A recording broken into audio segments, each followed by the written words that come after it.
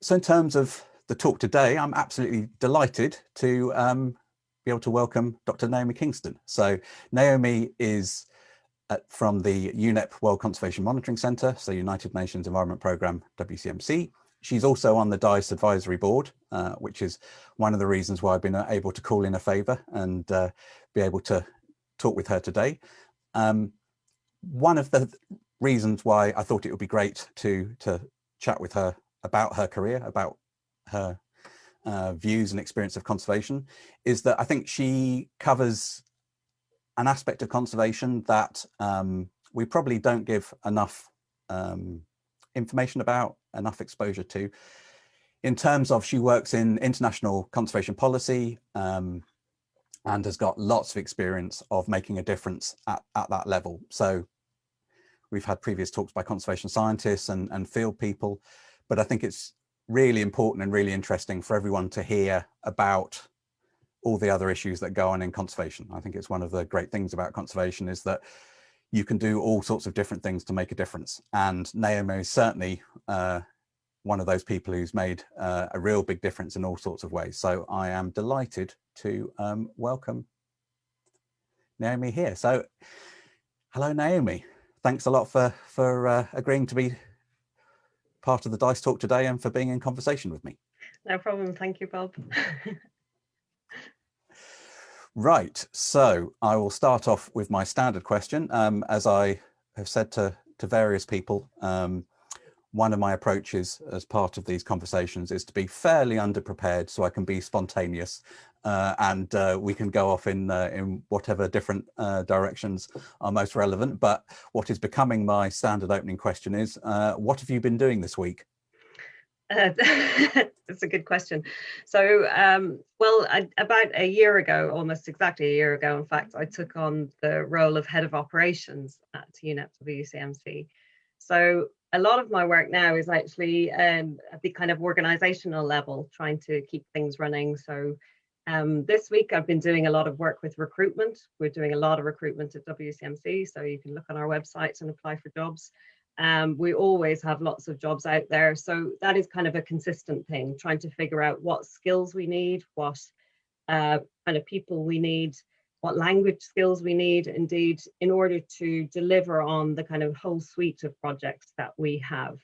So this week I've been doing a lot of recruitment, working with HR. I've also had a couple of conversations with donors. So again, we're constantly looking for new projects. We're an entirely project-run organization. So having conversations with trusts and foundations to see what it is that they are interested in funding, what's worrying them, what they're interested in looking at. We've been having conversations about new projects that we're developing. Previously, I was head of the Protected Areas Programme, so I'm still quite involved in the Protected Planet work. So I've been having conversations about that. So yeah, I jump from hour to hour. I seem to be talking about something completely different. And that's one of the things actually that's great about the operations job is it's just, I get to keep a bit of a hand in still in some of the technical work, but actually a lot of what I'm doing is actually keeping the organization afloat and trying to make sure it's a good, nice place for everybody to work and we're delivering proper conservation impact. Yeah, fantastic. So this is entirely a self-interested question. In terms of talking to those potential donors, roughly how long does that relationship take? I mean, you know, you hear stories of people taking years from the initial conversation to actually things happening. What's your experience of that? Yeah, I mean, exactly that. It depends. I mean, so some of our work we get through published tenders and we openly, we put together a proposal and submit it and that will take months rather than years. But when it comes to building relationships with trusts and foundations and individuals, it's much longer term. And actually, quite a lot of it is just trying to get a sense of what they're interested in, because quite often they quite have their finger on the pulse actually in terms of what conservation needs are on the ground. So I would say years rather than anything quick. But then there are people who just massively impress and somehow manage to raise funds very quickly. I'm certainly not that person. I tend to like the conversations more so. And does it tend to sort of start off small and then it builds up, or is it sort of when they do give you funding, it's big lumps of money? Oh, no. I mean, I guess I'm probably not the right person. I should get you our fundraiser for one of your sessions. Oh, yeah, okay, yeah. But I guess in my experience, everything starts small because you have to build up a relationship. You have to build up that sense of trust, and actually just show that you are a credible person to work with. And so definitely start small and build up from there. And presumably being from UNEP WCMC helps in terms of the donors knowing who you are and seeing you as good people to work with. To a point, yeah. I mean, a lot of donors don't know who we are actually, because we're not so big. I mean, we have grown a lot. When I joined the organization, it was less than 100 people, but now we're more around 150 mark. But because we're what we call science policy interface, so we work in this kind of, we're not quite academics, but we're also not quite intergovernmental policy people. So we work in this kind of slightly strange place, and quite often our names aren't on the front cover of the reports that we do. So a lot of my policy colleagues, write fairly influential papers that go into the multilateral environment agreements, but it's not necessarily branded as UNEP WCMC. So people don't always know who we are, but quite often you'll mention something we'll do and they go, oh, that's you guys. Okay. And then they'll know who we are. Right.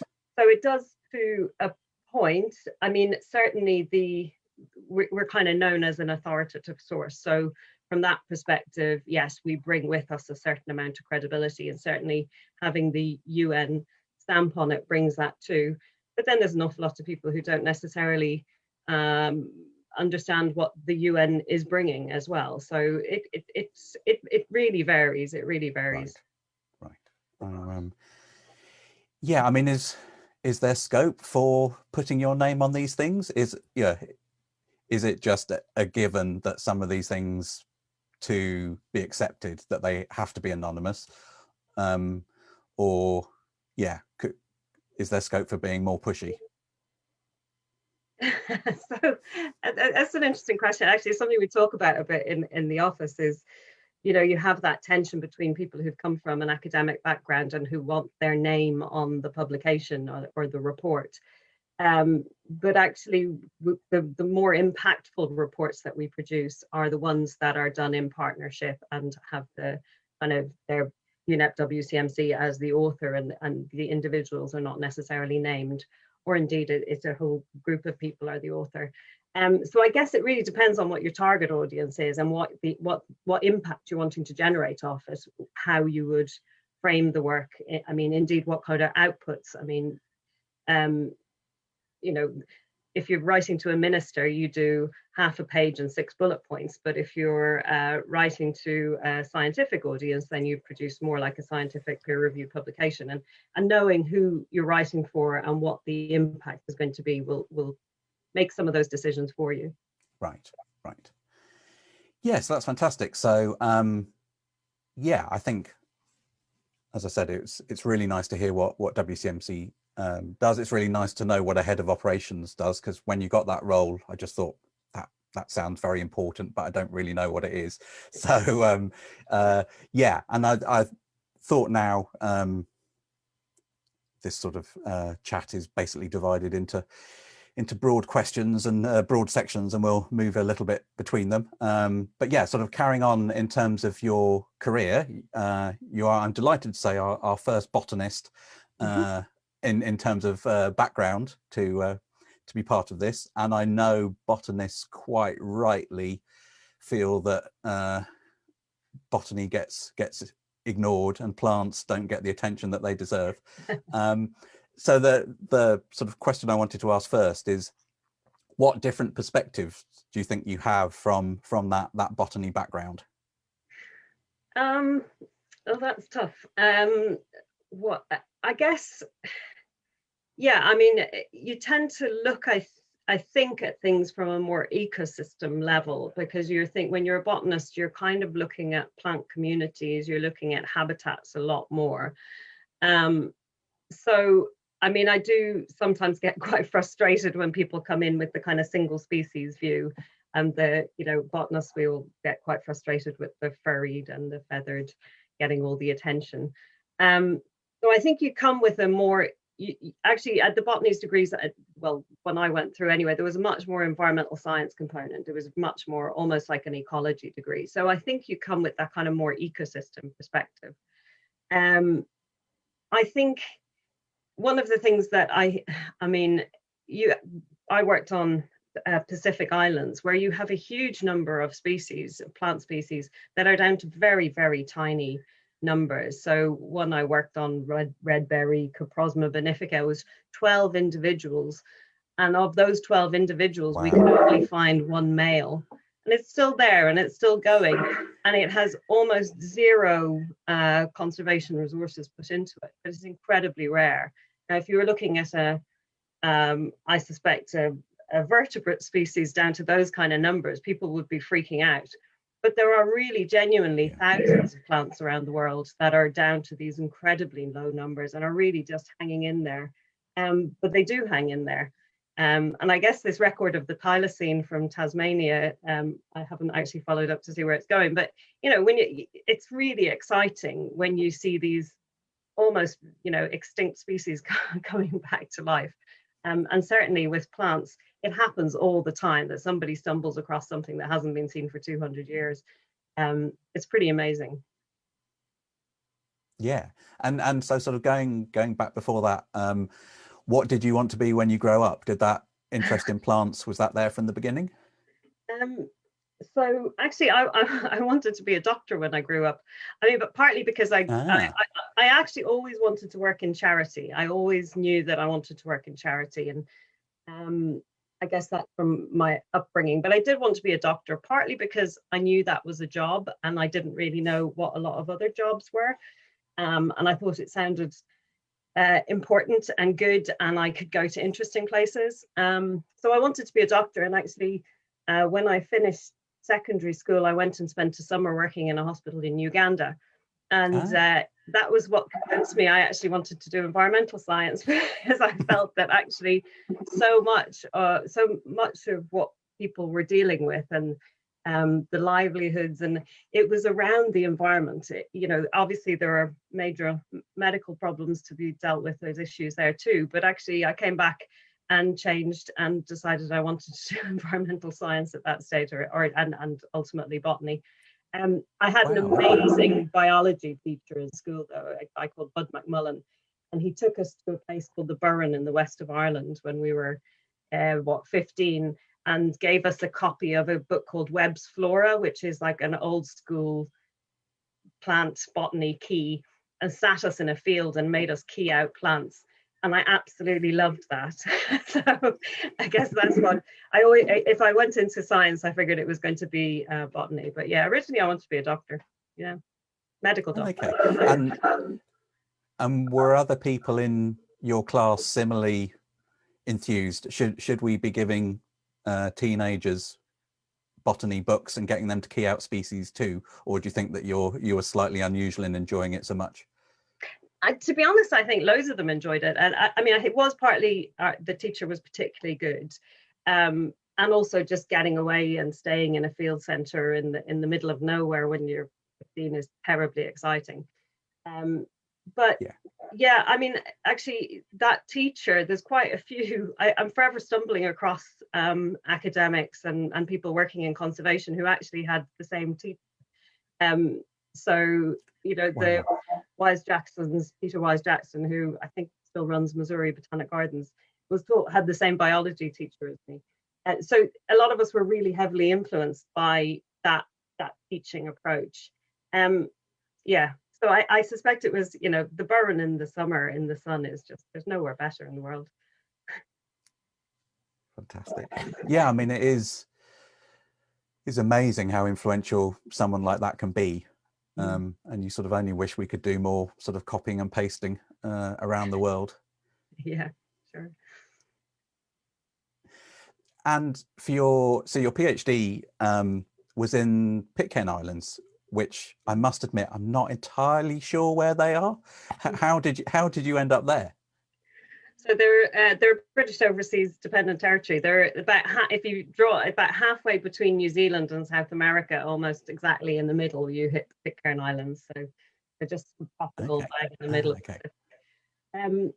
So I ended up there because I knew at the end of my degree, my one of my lecturers said, "Do you fancy doing a PhD and going to the Pacific for a couple of months?" And I was like, "Oh yeah, I'll do that. That sounded better than actually entering the real world." So he had been on an expedition in 1992 to Henderson Island, which is another island in the group, the Sir Peter Scott Memorial Expedition, and they had spent 18 months on Henderson Island, surveying everything. I mean, it's a uninhabited Makatea Island in the middle of the Pacific, and he'd raised some money to go back and do Pitcairn, because actually one of the things they hadn't been able to do, Pitcairn is inhabited. There's about 50 residents there, and they hadn't managed. They'd spent about a week, and he'd wandered around going, "There are so many plants here. I am pretty sure that nobody has looked at for a very long time." And indeed, flora hadn't been done of the island since St. John, I can't even remember, in the mid 1800s. Wow. So yeah, that's how I ended up on Pitcairn. There was some money and I didn't want to get a real job. And was there sort of a research station there? Were there any other researchers, or was it just you? No, it was there were 4 of us on the expedition altogether. So we had entomologist, an invasive plant specialist, and then myself and Steve Aldrin, who's still in Trinity in Dublin. We were the 2 botanists, and the island pretty much hadn't been ever surveyed. But we were there at the same time that there was a rat eradication program going on the island. So the rat, obviously, a lot of Pacific islands have real problems with rats, particularly predating on birds. And there was a big advantage because this team of lads from New Zealand had basically cut trails every 250 meters in a grid across the whole island. And we were just able to, I mean, a lot of it's really steep cliffs, so that wasn't so easy, but we were able to get to places that probably no botanist had ever been to, very accessibly. And they were actually really good scientists themselves. So they would like kind of come back in the evening having laid their bait around the island, and they'd go, Naomi, we think you should go here on this trail. There's something that we haven't seen before. And it was fantastic. Yeah. So and yes, New Zealanders and an invasive species. Yes. Around the world making a difference. So the rats were a big issue. Were there other things? I mean, in terms of threatening the plants, what's doing that? So the rats were the main thing. In terms of so in terms of the plants, it was other invasive plant species. So a lot of the things that you typically get around the Pacific, so rose apple and lantana and things like that. So there was a large number of invasive species, and because it is a it is a habited island, they have gardens, they grow plants, they're actually extremely good gardeners in their own right. There was a big problem with invasive plant species, and particularly with the rose apple, because it's one of these plants where everything kind of on the understory dies, and so you get massive erosion and all the soil washes away. So all of the ground floor is basically obliterated, and it's got a very thick waxy leaf, so no light gets through, so nothing can grow. So a follow-up to me, actually, after I finished my PhD, there was a follow-up PhD done by a woman called Nolene Smith, who's in the Botanic Gardens in Glasnevin in Dublin now. She actually went back and tested ways to kill some of the invasive plant species in order to try and let the native species recover. Yes, I mean, does it involve a lot of effort? Is it sort of feasible to be doing that sort of medium to long term? it's hard to know. I mean, it is certainly, I would say it's cost effective, because quite often you have quite simple methods, you know, things like cutting, and I mean, they use these plants for firewood, so it's a firewood supply, or stem injection. It depends really which invasive species there are. I mean, some of them are much harder to get rid of than others. I mean, there's Canna indica, I can't remember what its English name is, but it you know, it just produces an awful lot of seed. Or you've got ones that vegetatively propagate, and they are much harder to get rid of. But yeah, I mean, invasive species are the big issue on islands for island flora and fauna. Indeed, that's the big conservation issue there in islands. Right. Yeah. Yeah. And so from then you did a postdoc for a couple of years. Is that right? Yeah, I did. I kind of I kind of overlapped a few things. So it was back in the days when PhDs weren't terribly well funded. So I ran out of money. So I set up a consultancy company and was doing a bit of kind of consultancy work and field surveys in Ireland.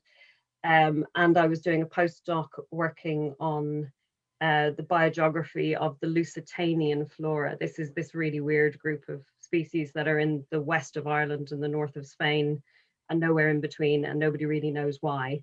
So I did a bunch of work on that, and I was also lecturing at the same time as well. So it was quite nice. I was doing kind of a sabbatical cover.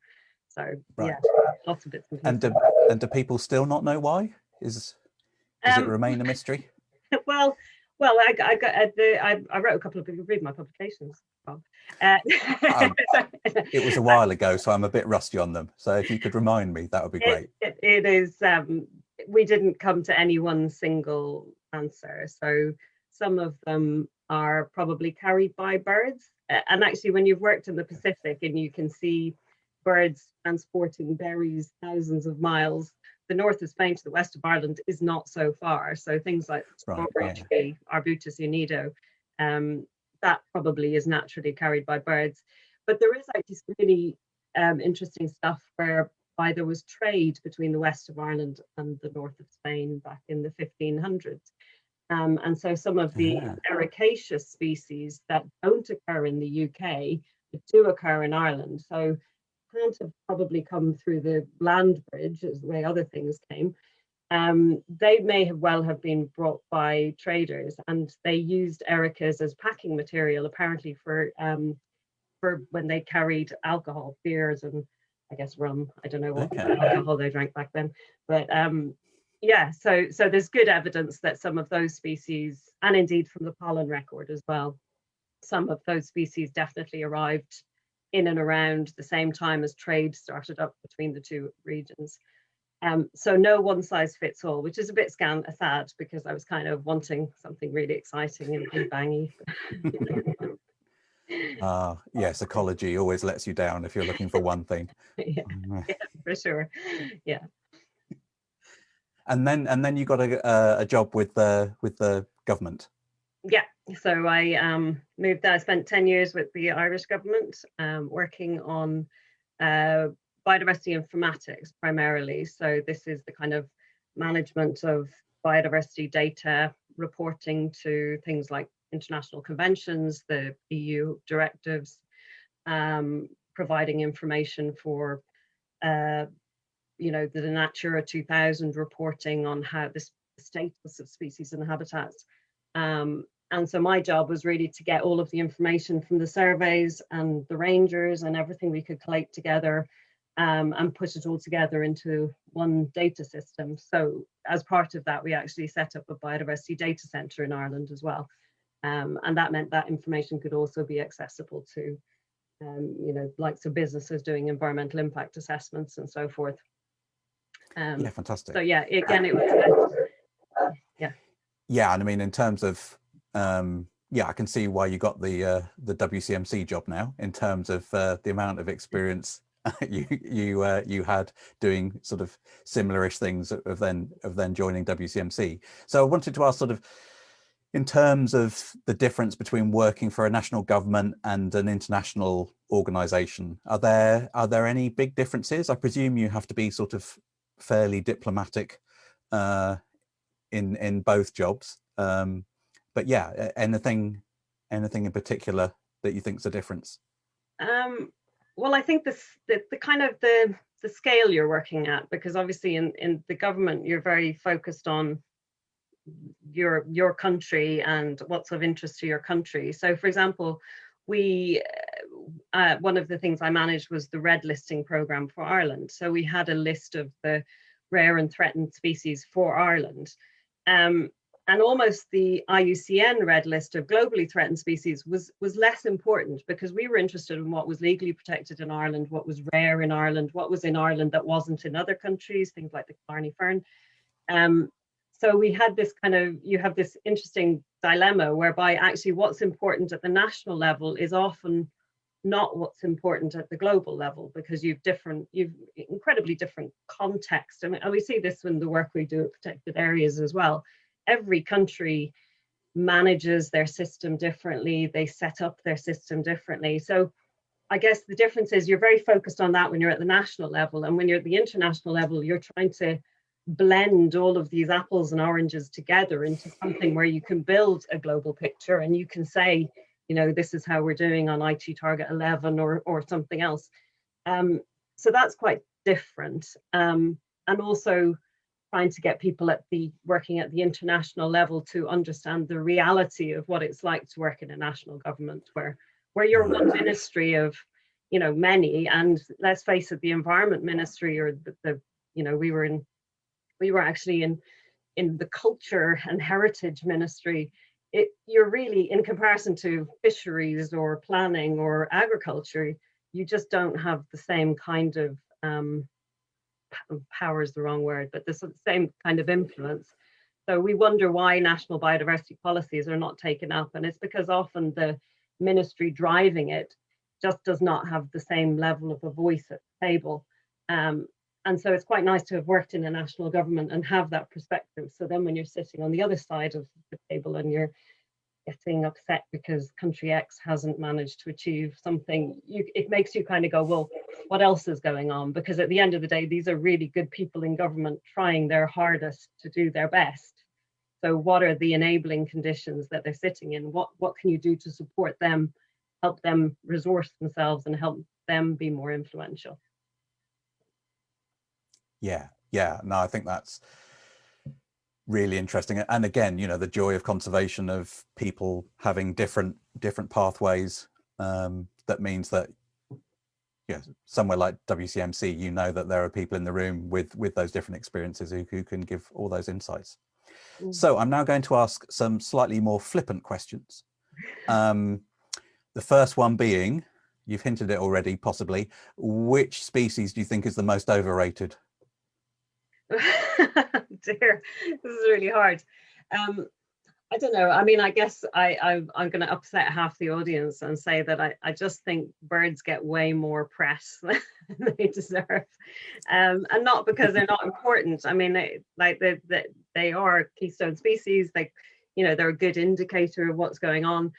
But I look at the resources going into bird conservation globally, and, you know, wish that half of that was going into habitat conservation, for example. It feels to me like there's an imbalance, and for sure one comes with the other and they go hand in hand, but I'm not sure that always focusing on birds the way we do in some places is actually picking up and protecting all of the biodiversity. And I have just upset half the audience. Sorry. Well, you know, if it's only half, that's pretty good going.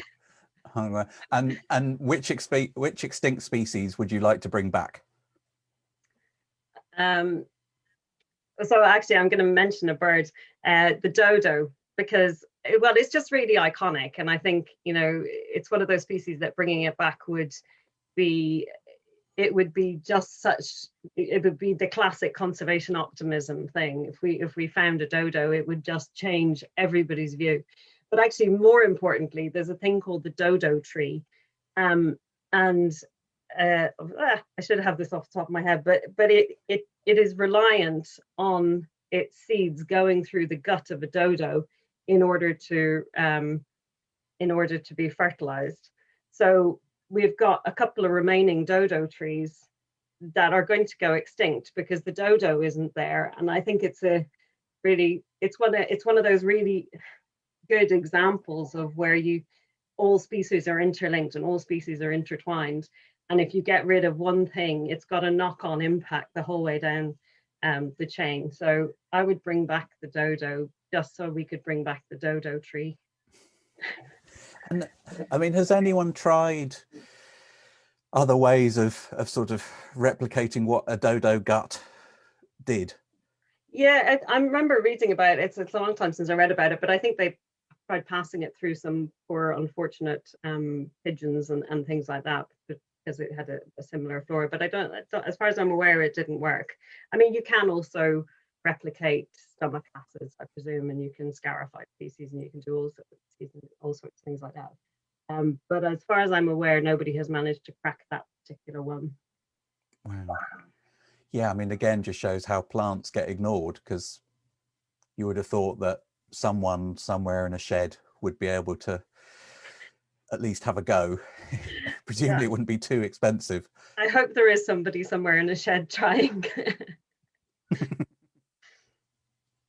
Yeah, the nice thing about being a botanist, obviously having friends who are botanists and always being aware that they complain quite rightly when you don't mention plants enough. So as the list of suggested questions, there are several plant ones here which previous speakers have completely ignored. So it's nice that I can ask you, what's your favorite tree? I thought a lot about this one actually, but it comes down to an oak tree. I don't know why, I'm just absolutely adore an oak tree. I think an oak forest is an amazing place to be. You know, these huge, really impressive trees, but actually an oak tree just standing on its own in a field in a bit of parkland is also a beautiful thing. And there's always so much going on in an oak tree, and they've got gorgeous bark, and you've got lots of epiphytes, and they just make me really happy. And I actually do hug them, much to my kids' embarrassment. And so the flip side of that, what's the worst interaction you've had with a plant? So I haven't had many bad interactions with beasties apart from ticks, but actually my worst interaction with a plant was, it was on Pitcairn, and I was being all gung-ho, kind of hanging off a cliff, trying to do some survey work or collect something. I can't even remember what I was doing. And I fell, but I think I fell about 10 meters, but I fell into a pandanus palm. And a pandanus palm has these really long linear leaves, but it's kind of covered in little spines. And this is a slightly gross story actually, but I ended up getting them the whole way down my back, and I couldn't get near them. They were all stuck in me. And we couldn't figure out how to get them out. So Steve Waldron, that I've mentioned previously, after about 3 days when they'd gone a bit gooey, was able to just go up my back and pop them all out. And he said it was incredible. But that was pretty bad. It got me, properly got me. To those people who I know are probably having dinner as we speak, bon appetit. That's okay. Oh dear. And yes, this actually question, I don't think I explained. A few months ago, we sort of had a little workshop to work out what questions should be on this list that we would send out to people to get them feedback. And I have to credit Matt Strubig for this, because the very poetic question of, if you were the last bee in the world, what would you pollinate? Yeah, so I've got a slightly boring answer for this as well, and I would pollinate an apple tree, because I really like apples. I really like apple trees. My dream someday to own a house that has apple trees in the garden. But yeah, they're just apples are just a wonderful thing. They're beautiful for nutrition. Yeah, I would pollinate an apple tree. They grow quite widely around the world as well, so it wouldn't be so selfish. And living here where I do now, I've adopted Cambridgeshire, there's just fields and fields of apple trees all around me, and the most wonderful cider. So yeah, apples. Fantastic. And a work-related one. What aspect of your job did you expect to hate but you actually like? so this is, I find that I can get quite nerdy over contracts and things like that, where I would previously have said, oh, I really hate that kind of thing, you know, contracts and all that legal stuff. Actually, there's a precision to it, which is quite beautiful. And I can get quite stuck into that. And you know, my very early experiences of, I was really lucky in 2004, Ireland had the presidency of the EU. And it was also the year that there was the Convention on Biological Diversity meeting in Malaysia. And so I was, you know, most of my colleagues decided they didn't want to go. And I just thought, Malaysia, awesome, I'll do that, not really realizing what was involved. So, but yeah, so I was doing negotiations on behalf of the EU. And that was really exciting. And there was a lot of contracty language and precision. And I found that actually I loved it. And I got so stuck into it. And I thought I would find all of that staying up all night negotiating text really boring, but actually I totally love it. Yeah, so I mean, that sounds did you have much experience of doing that? That sounds a sort of a huge learning curve to be in Malaysia representing the EU doing that sort of stuff. Was it as scary as it sounds? Yeah, it was.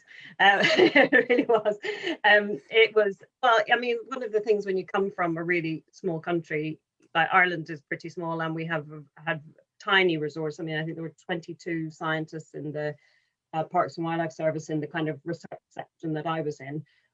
So when you are negotiating on behalf of the EU, that is a team of 20 people. So it was effectively all of us got rolled out and pushed forward into it. So yeah, it was kind of one of those all hands on deck things. So I mean, I wasn't the only one. Deirdre Lynn, actually, who still is the CBD representative for Ireland, was also there too.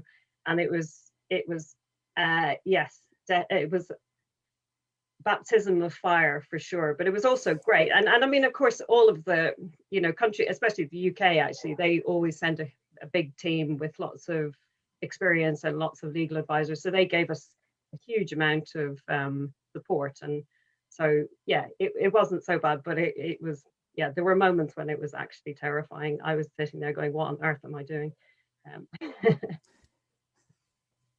And are there, yes, I said I would try and ask questions diplomatically.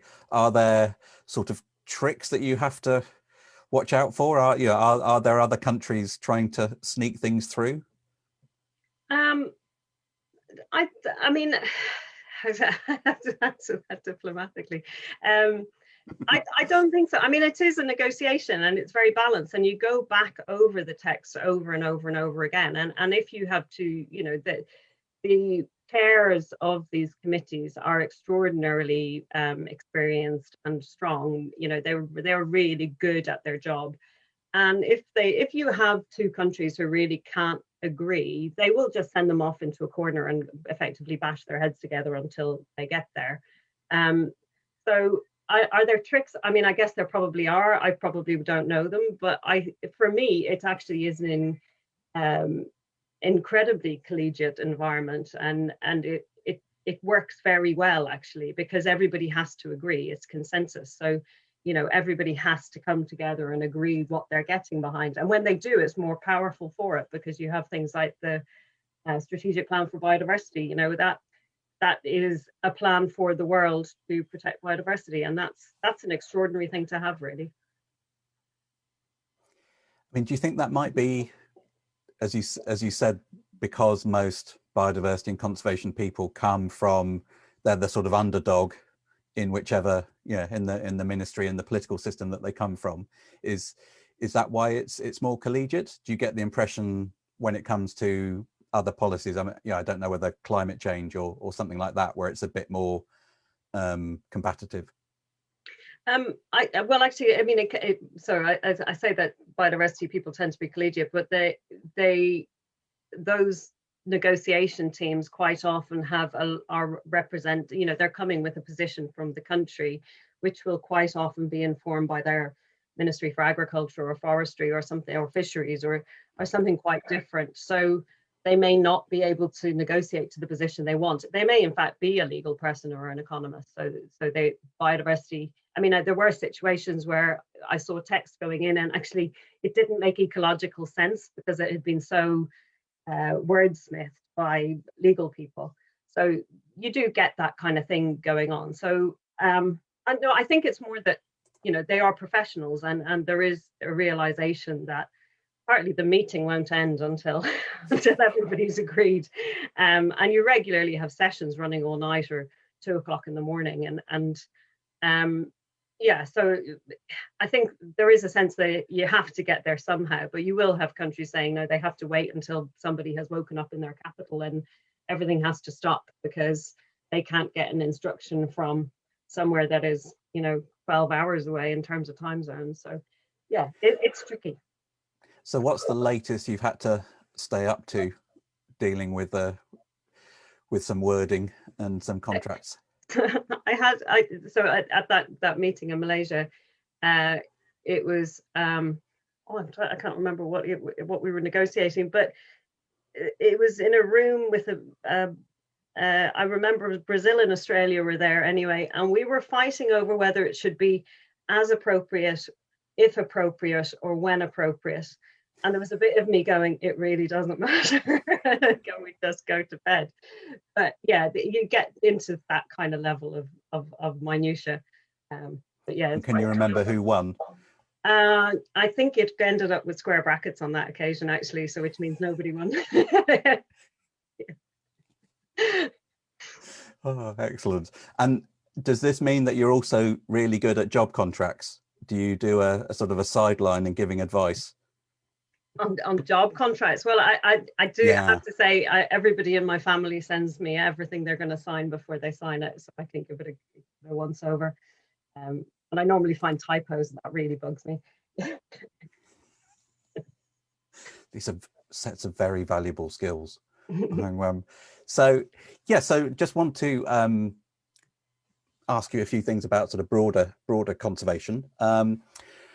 The first one is, what book that's not about conservation do you think every conservationist should read? So I really struggled to get down to one on this. So I'm going to mention two, but they're both really light reads. So from that perspective, it's easy. I'm not going heavy here. I mean, the more the merrier. So there's a book by a guy called Ken Blanchard called Situational Leadership and the 1 Minute Manager. And I probably should own shares in that book because I've bought it for so many people.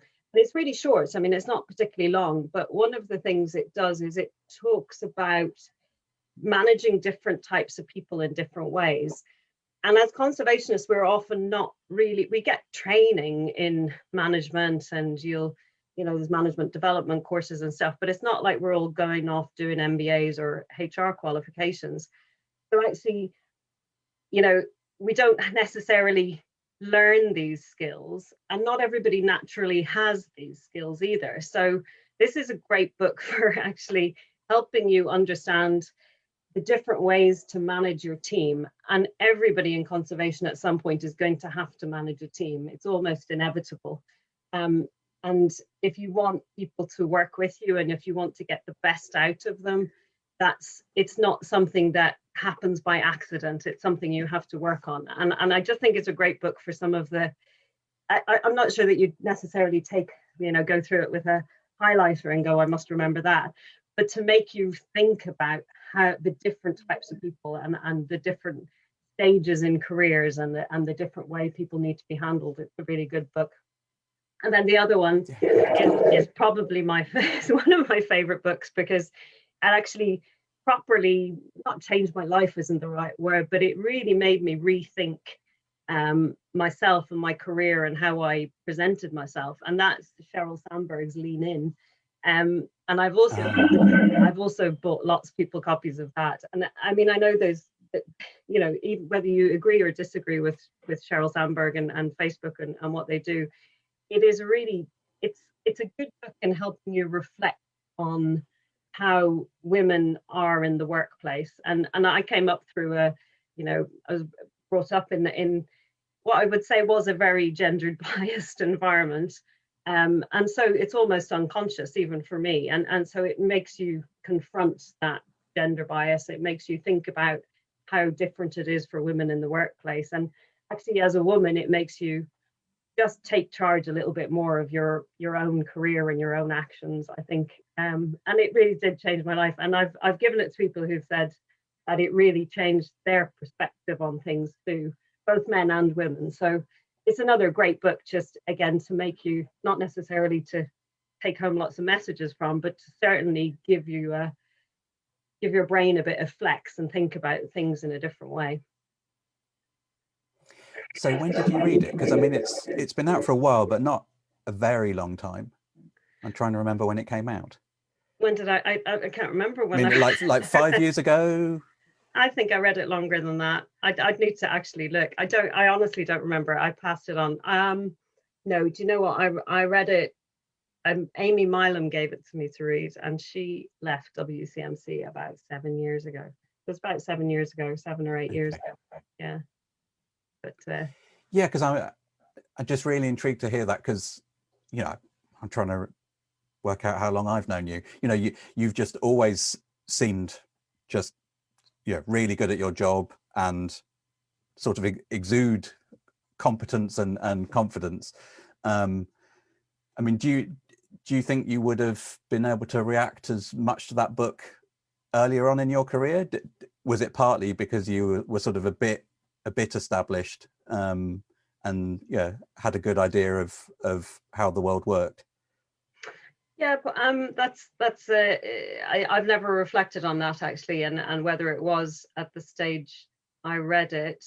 I mean, I guess at the time my kids were quite little as well, and so there is a point, and I think it, you know, especially hats off to people who are working through the lockdown with small kids. I've got teenagers who I can plug in, so it's much easier. But you know, there is a point where it's just so hard to do everything and to get through the day and make sure everybody's clean, everybody's fed, all the homework is done, and actually everybody's in bed.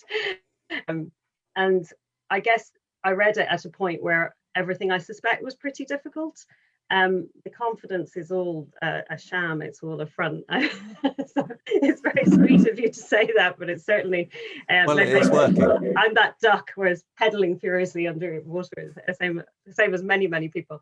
But yeah, I guess maybe it was a point I read it, but it did, I guess it made me present myself a bit differently. I think I definitely think I took more control over what I was doing, and actually I noticed a bit more where things were happening that I was kind of going, yeah, that might have been okay, it might have been accepted, wasn't okay, accepted 10 years ago, but actually it's not okay now. And I think even since then, we, you know, the world has changed massively again in recent years, and it's all good. I think it's you know, trying to promote diversity and inclusion, and, you know, remove all forms of discrimination across not just gender but all of your protected characteristics is just going to make all of our workplaces and our world a better place, I think.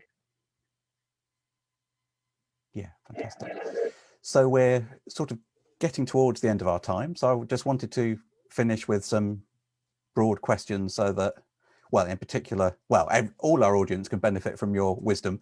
So one of the things I wanted to ask is, if someone from DICE, so either, you know, one of our students or one of our staff, wants to influence global policy, what sorts of things should they do? Yeah, that I had a nephew ask me this recently, and I told him to do a law degree. I think, honestly, policy. I think not enough really good conservation scientists necessarily get involved in that nitty-gritty of the policy discussions, and so they do, you know, and we are. You find yourself in situations where you're having rings run around you by people who have legal and economic and various other, coming from different backgrounds. So I mean, I think following the policy debates and policy discussions, and actually that's been a really good thing this year, is that a lot of the CBD discussions have been online. So things like, there's been various preparatory meetings that people can join. There's been a lot more, I mean, it's come out from behind closed doors in many ways to something that more people can engage with. and even following it and listening to what countries are saying, listening to what the statements that NGOs are making, is a great way for you to kind of start to understand how the system works and the kind of ways people developing policy think. Please don't think that doing a scientific publication that has a really high impact factor is somehow going to make what you have found and what you have written make it into policy, because policy people don't read those. I think trying to make sure that you are putting your outputs, think about substate information documents, for example, that to me is a big part of it. And I've had conversations with people who kind of wondered why, scratching their heads, why nobody taken on board that really good paper they did for Nature. It's just because they're not the places that policy people are reading. So I think thinking about how you are presenting what you think the policy should be is an important one. And get involved in those kind of discussions and see how the whole thing works is just a really useful thing to do.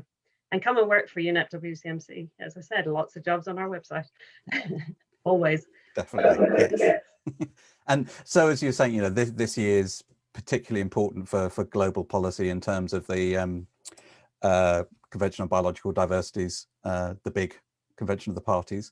Mm-hmm. Is there anything that you think we should be looking out for in terms of sort of interesting debates that are going to have a big influence on the future of conservation?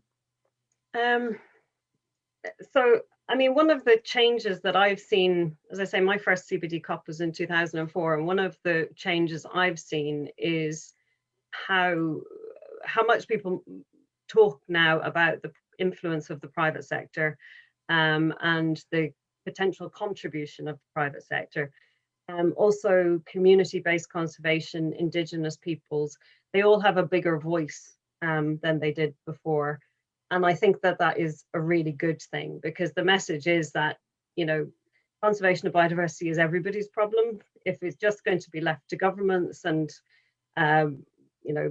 national biodiversity plans, we're not going to stop the loss of biodiversity. So we do need to get everybody on board. And I think that things like the action agenda and these various other kind of mechanisms for Indigenous groups, for private sector, for all sorts of other influential people to get involved in conservation and to show what they're doing for conservation, to have biodiversity indicators, to have biodiversity targets.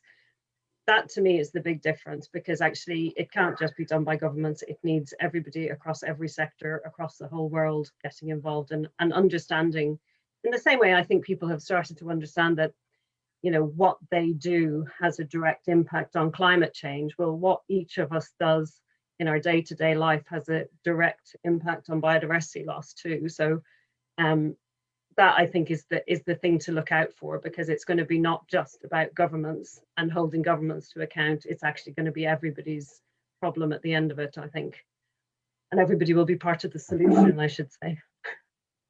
Yeah, fantastic. Yeah, so my final question, coming full circle, is what are you doing next? I don't know. I've never really had a plan. So I've been really lucky that I just get lots of, a nice opportunity pops up and I go, oh, that looks like fun, I'll try that. And I'm currently absolutely loving my job. It's just fantastic. And WCMC is, I know it's kind of, everybody says it and maybe it's cheesy, but it's a great place to work. And you do feel like you're actually having an impact. And we have such a, just brilliant range of staff.